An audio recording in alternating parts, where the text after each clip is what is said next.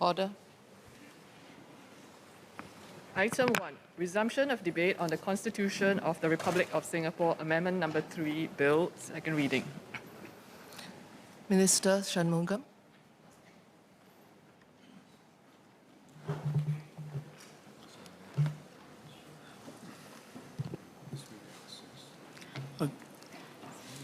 Thank you, Madam Speaker. I thank Madam Deputy Speaker. I thank the members who have spoken up in support of the bills. Many have, or most have expressed support for the repeal of Section 377A.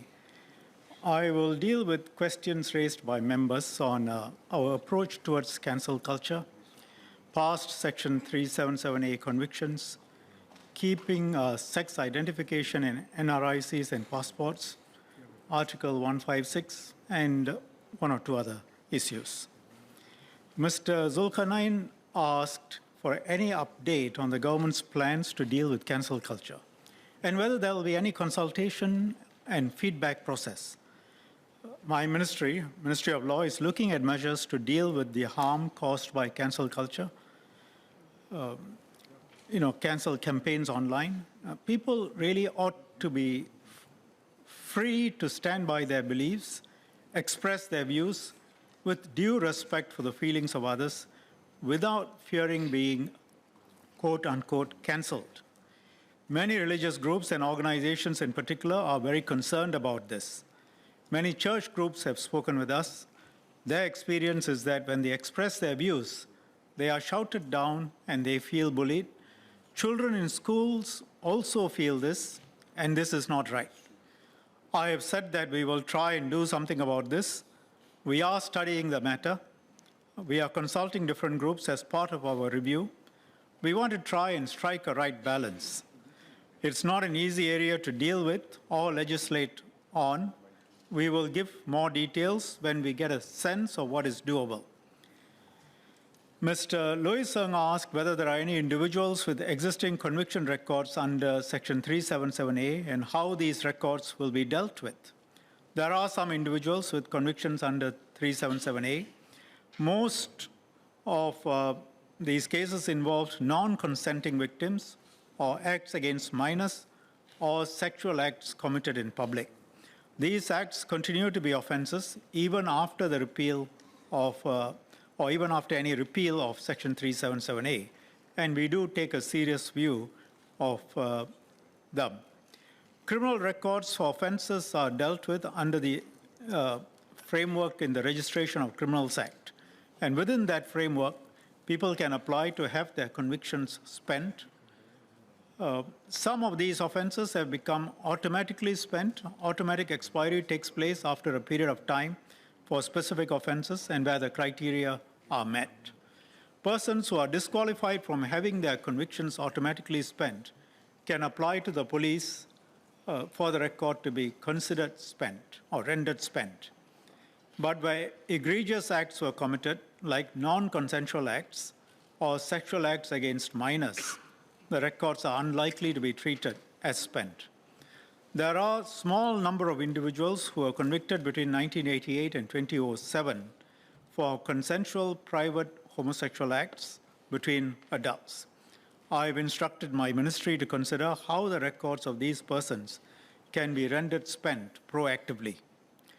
Mr. Lim Biao Chuan said that he hopes that the government will not allow individuals to remove their registered sex from their NRIC or passport. The short answer is that there is no such plan. Ms. Lim suggested that there is no real need for Articles 156(1) and 2, since the Constitution already vests legislative power in the legislature and the executive authority in the government. Let me explain. It's a fairly basic point. Let's take Section 377A as an example. It's a law made in the exercise of legislative power by Parliament. 377A has been challenged as being in breach of the Constitution. Ms. Lim agrees that 377A could be unconstitutional. And the presence of Article 38 in the Constitution will not help if 377A is in fact unconstitutional.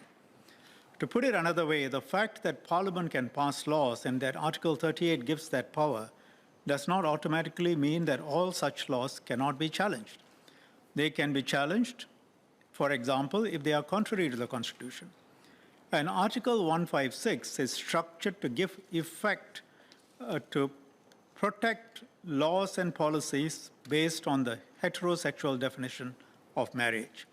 So Articles 156(1) and 2 have been drafted in to give effect to this principle, to protect the laws and policies based on that definition, and to make it clear that passing laws and having policies based on the current definition of marriage are constitutionally valid. And they give context to Articles 156(3) and 4.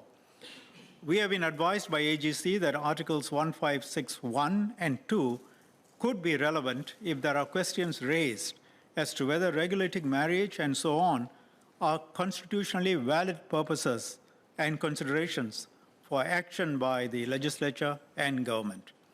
Thus, Articles 156(1) and 2 have been enacted to make it clear that the legislature can exercise its legislative power to define, regulate, protect, safeguard, support, foster, and promote marriage.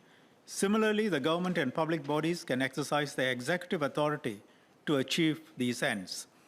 Mr. Murali Pillai asked, why is it necessary for Article 156(3) and 4 to exclude the whole of Part 4 instead of just Article 12, instead of just a few articles? Thank you.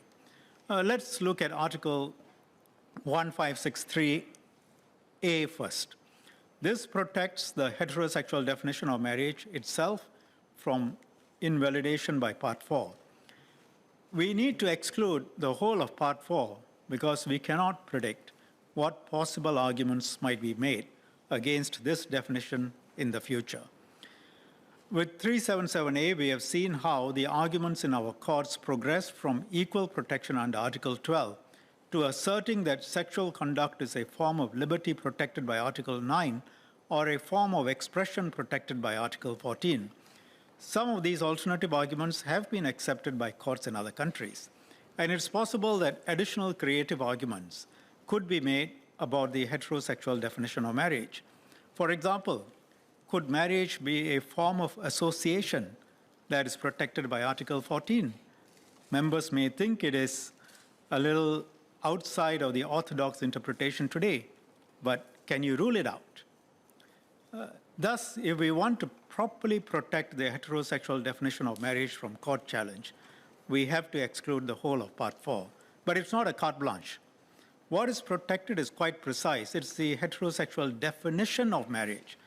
That is because, just as we have been clear about repealing 377A, we took a clear position. We are equally clear, and this government is very clear, that we will protect the heterosexual marriage as a key institution in our society. And that is why the Constitution is being amended.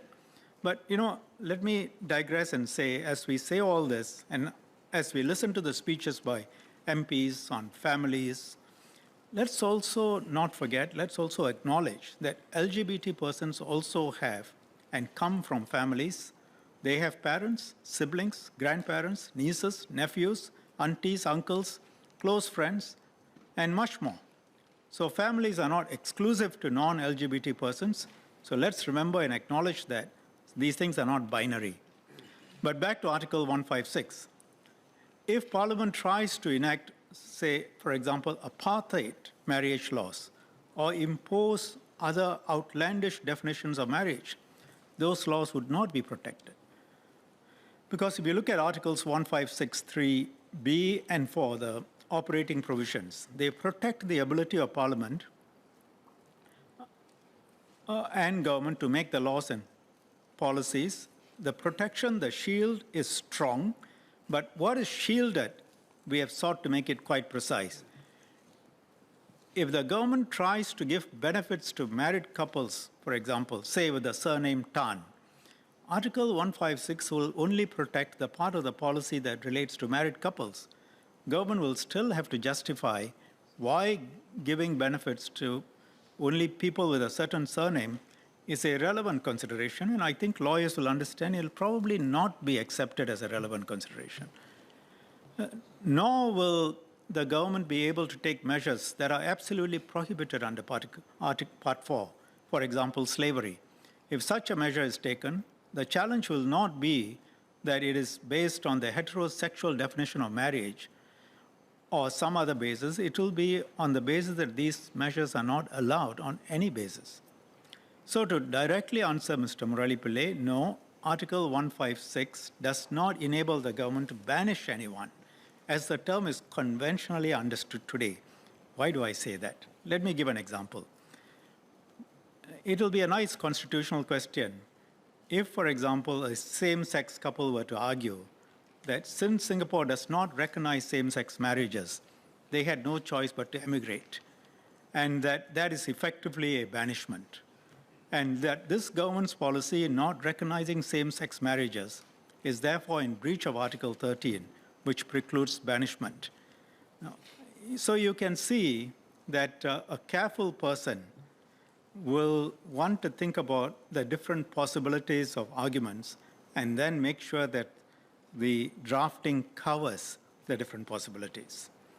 So we do not believe that the government's policies and laws are in breach of Article 13, or for that matter, any other article in the Constitution. But members can see that creative arguments can be made. And so if you want to be clear that you want to protect marriage and keep it within the province of Parliament, then you need to make sure that your drafting is accurate. So that is why we have had to draft Article 156 in the way it has been worded. In the case of executive actions, common law judicial review under administrative law principles will generally still apply. The application of those principles must, however, take Article 156 into account. For example, with Article 156, acting to promote marriage would not be an unlawful purpose or an irrelevant consideration. But otherwise, admin law principles can and will still apply.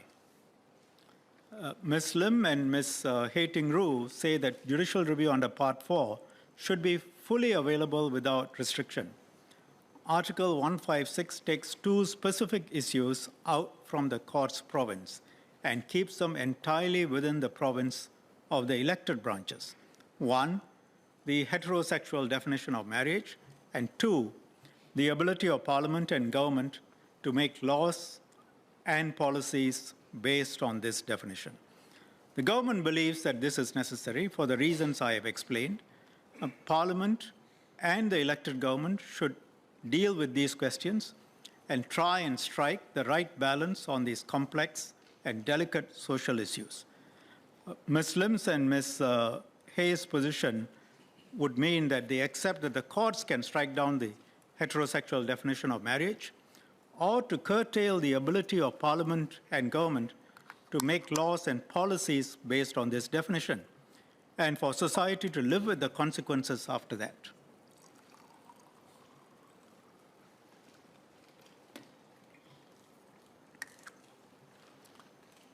This, then, is the choice before the House today, whether we decide to have the certainty that Parliament will decide on issues of marriage, or whether we want to leave this to the courts and live with the potential threat of unconstitutionality and have that change imposed on our society, as has happened in other countries.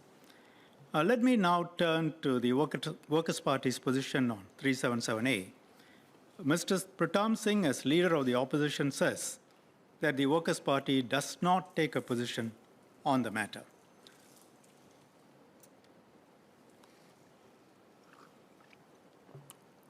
Thus, as a party, the Workers' Party has no official position. It does not support the repeal of 377A. It doesn't quite oppose either.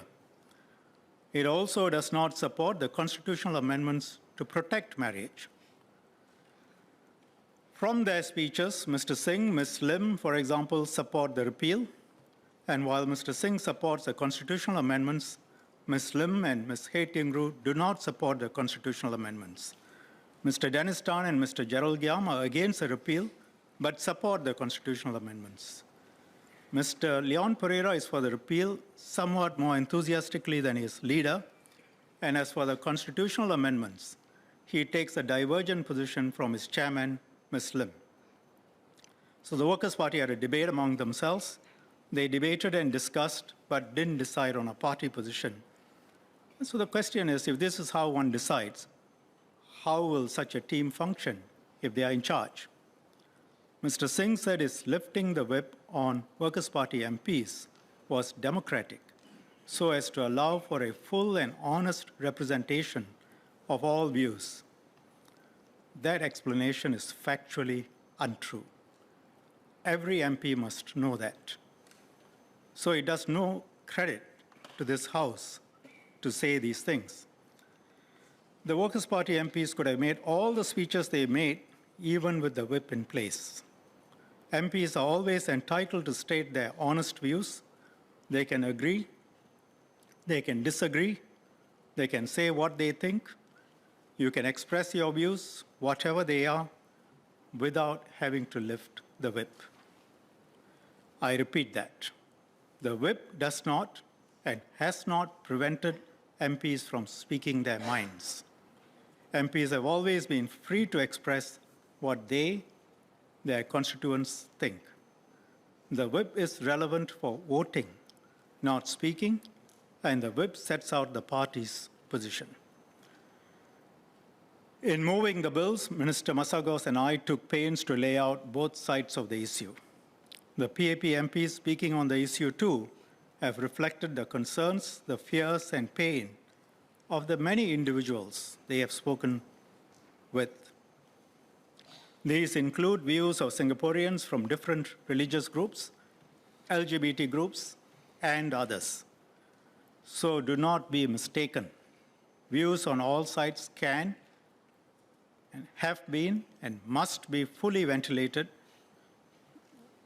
and they have been ventilated by PAP MPs. As I said earlier, the whip is imposed to set out the party's position as a whole. In our Westminster parliamentary system, parties must have a view on important questions that come before Parliament. They need to be honest in this House, say what they think is good for Singapore, and be accountable to the electorate for their decisions. The real point is that the WP as a party does not want to take a stand on this matter. It does not want to be seen as supporting the repeal. At the same time, it also does not want to be seen as opposing the repeal. That way, it hopes to be all things to all men and not too much of anything to anyone. Members may know the second line was said in respect of a well-known person. In my remarks yesterday, I reminded members there are two reasons for repealing Section 377A. First, it is the right thing to do, because there are no public concerns that justify private consensual sex between men being a crime. Some disagree with that. They think that the law should be retained as a matter of conscience. I mentioned yesterday that I accept that. We understand and respect these views. These are seriously held views by honest, sincere people, including in this House. They have thought about it, have decided that for reasons of conscience and often of personal faith, they cannot agree to the repeal. But I also outlined a second reason to repeal Section 377A, the significant legal risk of it being struck down by the courts if we were to leave 377A alone, and the significant negative and disruptive consequences for Singaporeans and Singapore if that were to happen. That is a policy question, a question that requires us to consider what is in Singapore's interests. From the debate, the following points are clear and are not in question, and the WP does not question them. 1, 377A is at risk of being struck out for being unconstitutional. 2, If 377A is struck out, then there is a further risk that the definition of marriage could be challenged as well. 3, and that then means that there are risks that our housing, education, media content policies, and multiple other policies could all be challenged. No one has questioned these risks in this House. The WP understands this. There are 4 lawyers among them in this House, including Ms. Lim, who has agreed that the legal risks to 377A exist. Given that, then what does the WP as a party propose? If you don't want to repeal 377A and also do not want to support strengthening marriage, which we have proposed, the position with 377A is like a train approaching. The question is whether we have the courage to act or rather dive for cover to protect yourself and leave society to face the train wreck. I emphasized this quite strongly yesterday. Given the risks, we have a responsibility to do our duty as parliamentarians, to take a position, to deal squarely with the problem and not abdicate our duty. To say the party has no position allows the WP MPs to make speeches supporting all sides without having to make a decision and be held responsible for that decision. That's not true democracy. It is better described as wanting to speak without taking responsibility. In the context of our debate, their position will mean that they will leave the decision to the courts and let Singaporeans face the negative consequences, including perpetuating differences and polarizing our society further. If we leave this matter to the courts, because the courts can only make binary decisions, as we have seen happen elsewhere. And if the WP truly believes that these sensitive matters ought to be decided by the court, never mind the consequences, including further dividing us in endless rounds of litigation, then they should be honest and say so in this House. The only reason we can have a decision in Parliament is because the PAP has its whip in place. When you stand up and speak at length about the pain and suffering of the LGBT community, then I think one can ask, why don't you take a clear stand and support the repeal? Or if you believe otherwise, take a stand, oppose the repeal as a party. As I say this, sir, let me tell members, the issue of conscience, which is real, is quite different from the issue of policy. I have focused on the policy issue, and I think it is not too much to ask that a clear stand be taken on policy issues. Let me end by quoting Winston Churchill. They are decided only to be undecided, resolved only to be irresolute. So this government has consulted widely and has come to a position. We believe that our policy offers a way forward. It balances the different views, maintains our social cohesion, keeps us together. The Prime Minister and Deputy Prime Minister Wong have stated clearly that they will maintain this position. On this difficult matter, we will do our duty and take responsibility for holding society together. Thank you, Madam Deputy Speaker.